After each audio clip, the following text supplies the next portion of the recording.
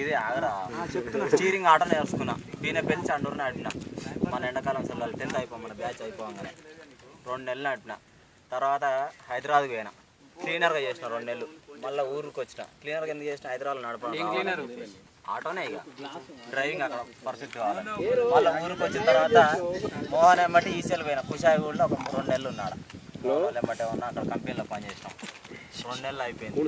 మనకు సెట్ కాదని చెప్పేసి మళ్ళీ వచ్చిన. ఇప్పుడు దిల్సుఖ్నగర్లో కోనార్ థియేటర్ ఆపోజిట్లో మన బాంబే ఆనంద్ చికెన్ సెంటర్లో క్యాషియర్గా చేసినాం. 1.5 year చేసిన. 1.5 year చేసిన తర్వాత జీతం సరిపోలేదు, ఓనర్ నాకు గొడవ అయిందని చెప్పేసి వచ్చేసిన. మళ్ళీ వచ్చేసి ఎన్టీఆర్ షిఫ్ట్ అయిపోయి సౌత్ సైడ్ నడిపిన 3 ఏళ్ళు. నైట్ షిఫ్ట్లు నడిపేది.